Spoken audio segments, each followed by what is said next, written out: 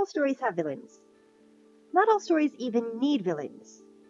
But there are a lot of stories that do have villains, and sometimes those villains go through a redemption arc. However, there are some bad guys who get redemptions that they do not deserve. So for this video, I want to talk about what makes a good redemption arc versus what doesn't. And I have a couple of examples to show what I mean. Hey there! Welcome back to my channel. If you're new, welcome. I hope you hang out for a bit. I'm Pixie and I like to draw. I also like to talk about lots of different things, and since I'm writing a webcomic, sometimes those things are about writing. And if my ramblings can help any aspiring writers out there, even better. So let's get into it. To start us off, what even is a redemption arc?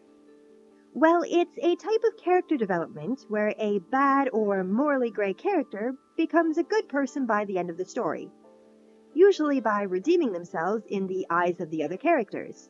Pretty straightforward, yeah? So, like I said, I've got two examples that I'm going to go over in this video. The first is what I personally consider to be the best redemption arc of recent media, while the second, in my opinion, is the worst, most undeserved BS I have ever seen. It makes me so very angry. Before I continue, this is your official spoiler warning for Avatar: The Last Airbender and Harry Potter. I will be going into details that do give away a lot of plot points, so if you don't want spoilers, best not continue from here. And with that out of the way, let's get into it, shall we? So you've probably guessed from the spoiler warning what I consider to be the best redemption arc for a villainous character, and that is Zuko's redemption arc from Avatar: The Last Airbender. I mean, most of the characters in that show had incredible character growth, like Aang accepting his role as the Avatar, or Sokka growing from his original sexist views on what makes a warrior. Zuko, though, spends most of the series hunting Aang down, trying to capture him because he's convinced that's the only way to get his honor back. It takes a while, but he does start to question his own motives, and those of the Fire Nation, and he even saves Aang from Admiral Zhao at one point. Of course, that was only so he could take credit for capturing the Avatar, but he still saved Aang, so... And Zuko struggles a great deal with his growth, going back and forth several times, and it isn't until Season 3 that he finally realizes that he doesn't need Ozai's approval. And, the Fire Nation is going in a real bad direction. And even with that knowledge, Zuko still has to prove to Team Avatar that he has in fact changed. He takes several episodes just to prove to Katara that he is indeed trustworthy. And he even has to relearn how to firebend, as he no longer has the anger and the hate that he channeled before. He goes from being this super anger-filled character, fueled by the beliefs pushed on him by his father, to a champion of peace and actually strives to change the Fire Nation for the better. Now, of course, he did have a lot of guidance from Iroh throughout the series, and that was a major factor in his growth as a character. But he still had to come to the decision to change himself, and he did. And that is how you do a good redemption arc. Make your villain question their beliefs and motives. Make them struggle with themselves on whether their actions are right or wrong. And make sure they redeem themselves in the eyes of your other characters. They need to prove that they've changed for the better and work to earn the trust and forgiveness of the other characters.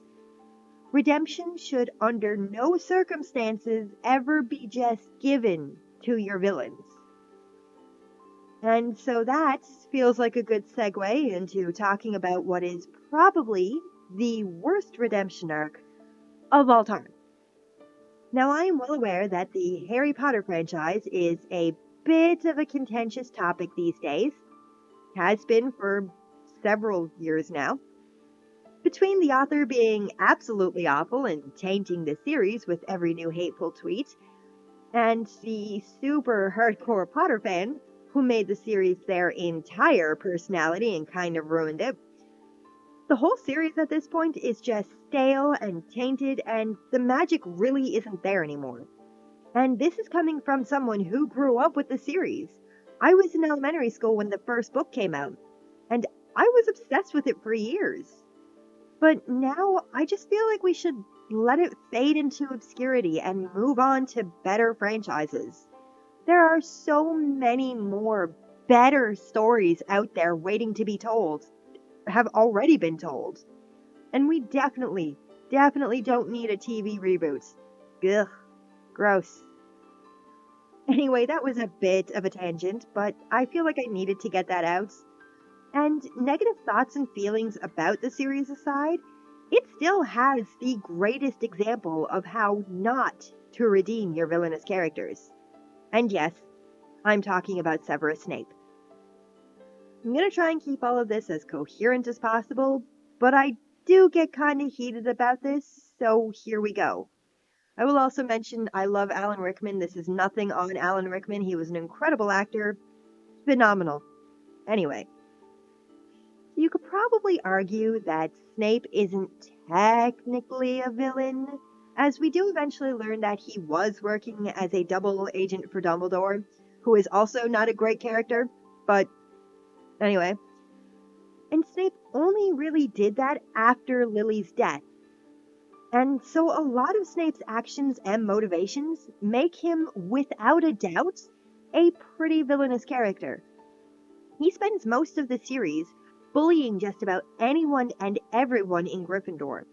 It's like he despises everyone in that house just because. And he makes it known every chance he gets. I mean, he bullies Neville Longbottom so badly he becomes the poor kid's Boggart.